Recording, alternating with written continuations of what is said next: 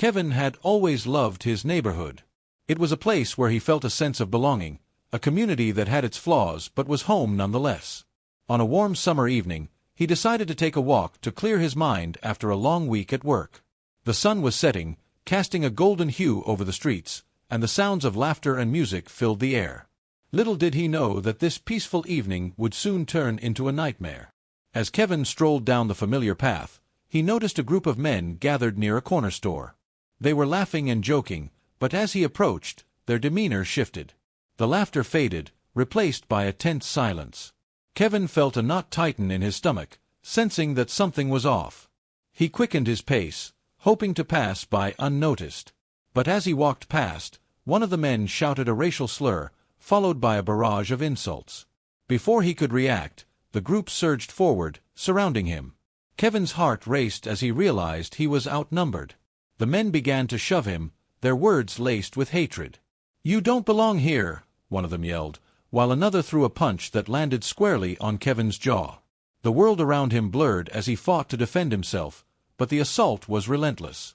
Kevin's mind raced as he tried to escape, but the men were fueled by their own prejudices, their aggression only intensifying. He felt the blows rain down on him, each one a painful reminder of the hate that still existed in the world. In that moment, he was not just a man being attacked.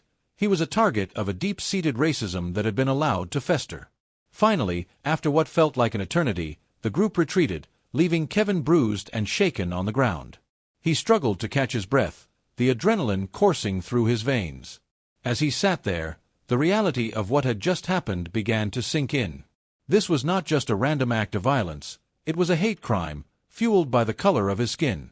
With trembling hands, Kevin pulled out his phone and dialed 911. He reported the attack, his voice shaky but determined. He knew he had to stand up for himself, to ensure that those men faced consequences for their actions. But as he waited for the police to arrive, a sense of dread washed over him. Would they believe him? Would they take his report seriously? As the sirens wailed in the distance, Kevin felt a mix of hope and fear. He wanted justice, but he also feared the possibility of being dismissed or blamed. The reality of being a black man in America weighed heavily on him, and he braced himself for what was to come. Little did he know, the fight for justice was only just beginning. The police arrived within minutes, their blue lights flashing against the dimming sky. Kevin felt a wave of relief wash over him, but it was quickly overshadowed by anxiety. As the officers stepped out of their vehicles, he noticed their expressions, serious, but not necessarily sympathetic. They approached him with a mix of professionalism and detachment, as if they were responding to a routine call rather than a violent hate crime. "Can you tell us what happened?" one of the officers asked, his tone flat and businesslike. Kevin took a deep breath, trying to steady his racing heart. He recounted the events, describing the group of men, the racial slurs, and the physical assault. He spoke clearly, emphasizing the hate-fueled nature of the attack, hoping to convey the gravity of the situation. As he spoke, he noticed the officers exchanging glances. One of them, a white man with a stern expression, seemed skeptical. "So, you're saying they attacked you just because you're black?" he asked, his tone laced with disbelief. Kevin felt a surge of frustration. "Yes. They called me names and attacked me because of my race," he insisted, his voice rising slightly. The officer nodded, but Kevin could see the doubt in his eyes. Instead of focusing on the attackers, the officers began to ask about Kevin's past. "Have you had any run-ins with the law before?" one officer inquired, flipping through a notepad. Kevin felt a sinking feeling in his stomach. Why was his history relevant? This was about the attack, not his past mistakes. As the officers continued to question him, Kevin felt the weight of their scrutiny. They seemed more interested in digging into his background than in pursuing the men who had assaulted him. He could sense that they were already forming a narrative, one that painted him as a potential troublemaker rather than a victim. The realization was disheartening. He had hoped for support, but instead, he felt like he was being put on trial. After what felt like an eternity, the officers finally took his statement and promised to investigate. But as they left, Kevin couldn't shake the feeling that they were not taking the hate crime seriously. He watched them drive away, a mix of anger and despair swirling within him. Would they even bother to look for his attackers? Or would they simply file his report away, dismissing it as just another case? Determined not to let this incident fade into obscurity, Kevin decided to take matters into his own hands. He reached out to friends and family, sharing his story and seeking their support. He knew that if he wanted justice, he would need to rally the community around him. The thought of standing alone against the system was daunting, but he was fueled by a sense of purpose. As he lay in bed that night, nursing his bruises and replaying the events in his mind, Kevin made a vow to himself. He would not be silenced. He would fight for justice, not just for himself, but for all those who had faced similar injustices. The road ahead would be challenging, but he was ready to confront the systemic racism that had allowed his attackers to go unpunished. Little did he know, the journey would lead him to unexpected allies and a community ready to stand up against hate. But first, he had to navigate the murky waters of an investigation that was already proving to be more complicated than he had anticipated. The next morning, Kevin woke up with a sense of determination. The bruises on his body were painful reminders of the attack, but they also fueled his resolve. He knew he couldn't let the incident fade into the background. He needed to make his voice heard, and he needed others to join him in this fight against hate. He started by reaching out to a local community center that had a history of advocating for racial justice. After a few phone calls, he was connected with Maya, a passionate activist who had been working on issues of racial inequality in their city for years. When Kevin shared his story with her, he could hear the anger in her voice. "This is unacceptable, Kevin. We need to make sure the police take this seriously." "You're not alone in this," she assured him. Maya suggested organizing a community meeting to raise awareness about the attack and to discuss the broader issue of hate crimes in their neighborhood. "We need to show the police and the city that we won't stand for this kind of violence," she said. Kevin agreed, feeling a surge of hope. Together, they began planning the meeting, reaching out to local organizations, churches, and community leaders. As the days passed, Kevin found himself immersed in the preparations. He created flyers, shared his story on social media, and spoke to anyone who would listen. The response was overwhelming. People from all walks of life began to rally around him, sharing their own experiences with racism and violence. Kevin realized that he was not alone. Many others had faced similar struggles, and they were ready to stand together. On the night of the meeting, the community center was packed. Kevin stood at the front of the room, his heart racing as he looked out at the sea of faces, friends, family, and strangers who had come to support him. Maya introduced him, and as he stepped up to speak, he felt a mix of nerves and empowerment. "Thank you all for being here tonight," he began, his voice steady. "I'm here to share my story, but I'm also here to remind us all that we have the power to fight back against hate. What happened to me is not just an isolated incident. It's part of a larger problem that affects our entire community." As he spoke, he could see the audience nodding in agreement. He shared the details of the attack, the police response, and his fears about the investigation. He emphasized the importance of holding the police accountable and ensuring that hate crimes were taken seriously. The room erupted in applause, and Kevin felt a wave of solidarity wash over him. Maya took the stage next, outlining a plan for action. "We need to demand that the police department investigate this incident thoroughly and transparently. We will not let Kevin's experience be swept under the rug," she declared. The crowd cheered, and Kevin felt a sense of hope that had been absent since the attack. As the meeting concluded, people began to approach Kevin, sharing their own stories and offering their support. He felt a sense of community that he hadn't fully appreciated before. Together, they began to brainstorm ways to advocate for justice, including petitions, public demonstrations, and meetings with local officials.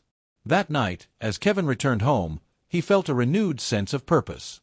He was no longer just a victim. He was part of a movement. The fight for justice was far from over, but he knew he had the strength of his community behind him.